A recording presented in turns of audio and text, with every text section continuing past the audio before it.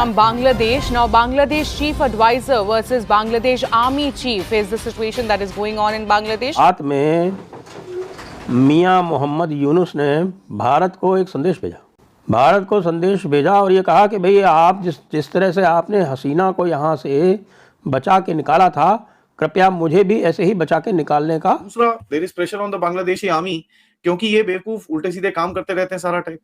आपने ये तक देखा कि यूनुस इसके ऊपर एक कू करने वाला था, जहां पर 2 बारी भारत ने बचाया आर्मी चीफ को। असम के मुख्यमंत्री हेमंता जी ने यूनुस को बचा दिया।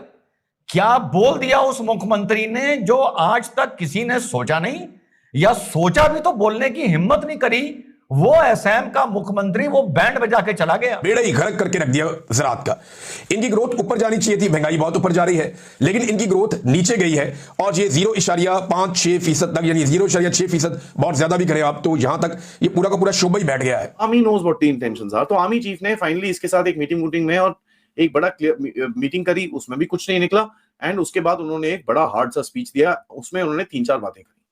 Dr. Yunus has expressed his displeasure with continuing in the government. आपने सेना से क्लियरेंस ली, ये रखाइन कॉरिडोर नहीं बनेगा, हम पूरी तरह से इसके विरोध में हैं और ना सेंट मार्टिन आइलैंड हम यूएस को देने वाले हैं। हम यूएस चाइना का प्लेग्राउंड, यूएस चाइना क्लैशेस का प्लेग्राउंड भारत को, बांग्लादेश को नहीं बनने देंगे। उन्होंने इंडिया की तरफ कहा जा रहा है कि एक हाथ बढ़ाया है या ये बात की है कि डायलॉग की तरफ बढ़ें, टॉक्स करें, टेबल टॉक पर आएं। इस तरह की बात हमने आपको पहले भी बताई थी कि पाकिस्तान की तरफ से कई ऐसे लोग थे। लोग आज एक सेंटिमेंट की तरफ से एक चीज पूछ रहे हैं कि साहब इसने ऐसा क्या डिफरेंट करा जो शेख हसीना नहीं कर पाई, राइट?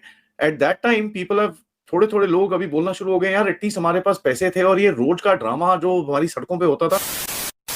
नमस्कार दोस्तों, जय हिंद। बांग्लादेश में अपने करतूतों के चलते यूनुस को चौतरफा मार पड़ने लगी है। मोहम्मद यूनुस ने अब खुद को बचाने के लिए भारत के खिलाफ जहर उगलना शुरू कर दिया है। मोहम्मद यूनुस ने बांग्लादेश के मौजूदा संकट के लिए भारत को जिम्मेदार ठहराया है। दरअसल बांग्लादेश में यूनुस के खिलाफ भारी प्रदर्शन शुरू हो गया है, जैसे पिछले साल पूर्व प्रधानमंत्री शेख हसीना के खिलाफ हुआ था। ऐसे में अब बांग्लादेशी सेना ने यूनुस को झटका दे दिया है और बोल दिया है कि जल्द से जल्द कुर्सी खाली करो। ऐसे हालात के बाद बांग्लादेश ने भारत के सामने घुटने टेक दिए हैं, जिसे देख यूनुस तिलमिला उठा है। मोहम्मद यूनुस ने कहा है कि बांग्लादेश में मौजूदा संकट उनके देश में भारतीय आधिपत्य को फिर से स्थापित करने की साजिश का परिणाम है। यूनुस ने यह भी कहा कि इसके लिए पूरे देश को एकजुट होने की आवश्यकता है। वही सेना प्रमुख वाकरुज्जमा ने दो टूट यूनुस को चेतावनी दी है कि दिसंबर तक चुनाव हर हाल में होना चाहिए। उनका मानना है कि देश को अब केवल चुनी हुई सरकार ही स्टेबल कर सकती है, न कि कोई नॉन इलेक्टेड यूनुस। ये सीधा संकेत है कि अगर चुनाव टाले गए तो सेना चुप नहीं बैठेगी। ये यूनुस के लिए चेतावनी कम और अल्टीमेट ज्यादा है। रात में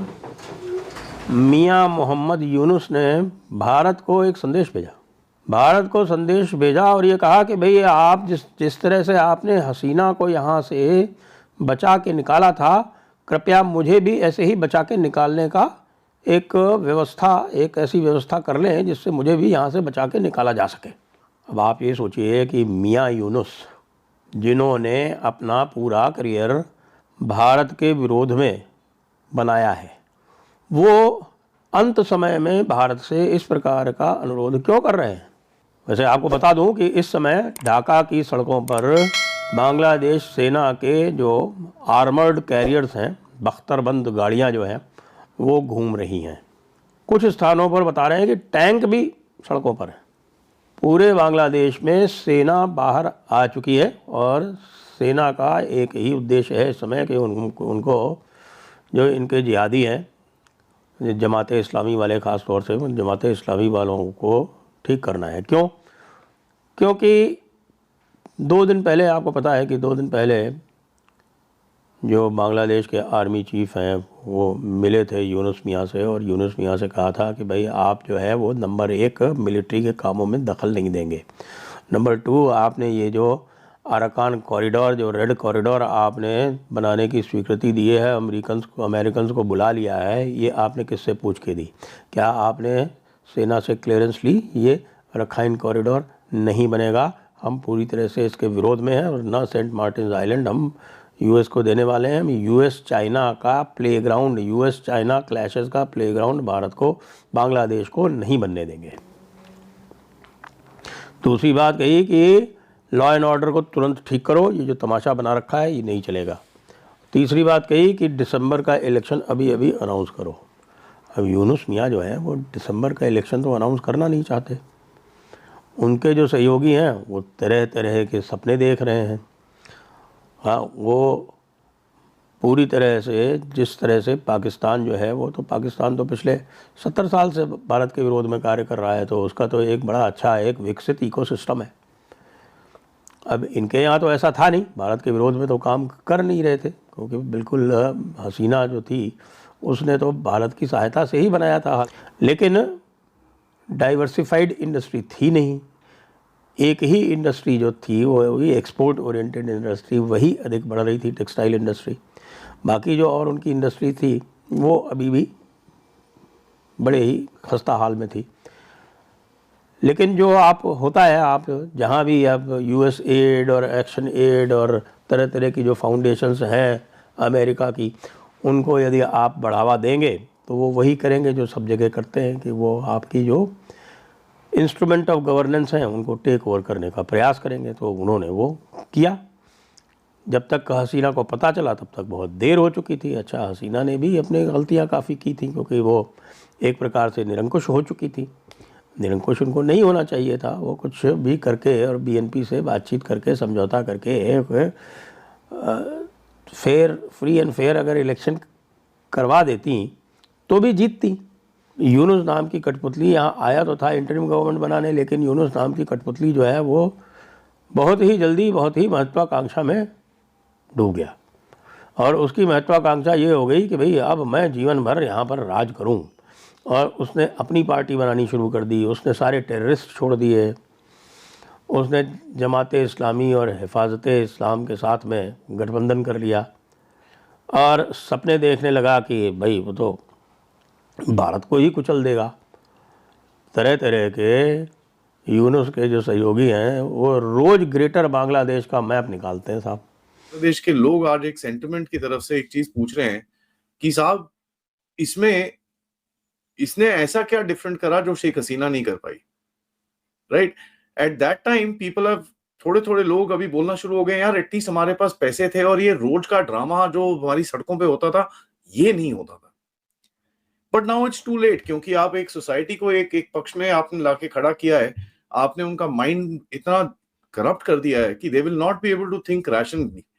थोड़ा टाइम लगेगा, एक और क्राइसिस आएगी, तब जाके वो रैशनल थिंकिंग शुरू होगी, otherwise it will not happen. Yunus ने एक अमेरिका का बंदा हायर करा who was the national security advisor, और ये ऐसे टाइम पे हायर करा जब आर्मी चीफ देश के बाहर था। तो बेसिकली क्या करा, army chief was taking decisions for everything else. इसने एक नेशनल सिक्योरिटी एडवाइजर लगा दिया जो आर्मी चीफ के ऊपर था। तो army chief was supposed to listen to him, but ऐसा देखिए हमारे प्रॉपर कंट्रीज के अंदर होता है, उन देशों में नहीं होता है। So basically army chief said यार sorry this is not happening, ठीक है। As a matter of fact ये ऊपर नीचे चलता रहा और हमने ये भी देखा कि कॉक्स बाजार के पोर्ट के ऊपर अमेरिकन आर्मी आ गई। नाउ उसके ऊपर काफी टाइम से इनके बीच में झगड़ा चल रहा है, क्योंकि 1-1.5 महीने पहले मैंने आपके साथ रिपोर्ट किया था कि Arakan army is freely roaming around in the area of Chattogram. वहां पर आराम से घूमते हो, कोई टेंशन नहीं है। So obviously there is been pressure on the Bangladeshi army कि ये क्या हो रहा है। दूसरा, there is pressure on the Bangladeshi army क्योंकि ये बेवकूफ उल्टे सीधे काम करते रहते हैं सारा टाइम। आपने ये तक देखा कि यूनुस इसके ऊपर एक कू करने वाला था जहां पर 2 बारी भारत ने बचाया आर्मी चीफ को, right? So we know what the intentions are, the army knows what the intentions are. तो आर्मी चीफ ने फाइनली इसके साथ एक मीटिंग में और एक बड़ा मीटिंग करी, उसमें भी कुछ नहीं निकला। एंड उसके बाद उन्होंने एक बड़ा हार्ड सा स्पीच दिया, उसमें उन्होंने 3-4 बातें करी। उन्होंने बोला यार I am at the edge of my limit, ये बेवकूफी मैं और चलने नहीं दूंगा। ये जो भी इंटरिम गवर्नमेंट है इसको दिसंबर तक इलेक्शंस करने होंगे। There is no way that they can do all this stuff. तीसरी चीज, ये बकवासपंथी और तुम हर किसी से पंगे वंगे लेना बंद करो। एंड लास्टली उन्होंने बोला कि ये जो कॉरिडोर है I don't accept it and I will not allow it to happen.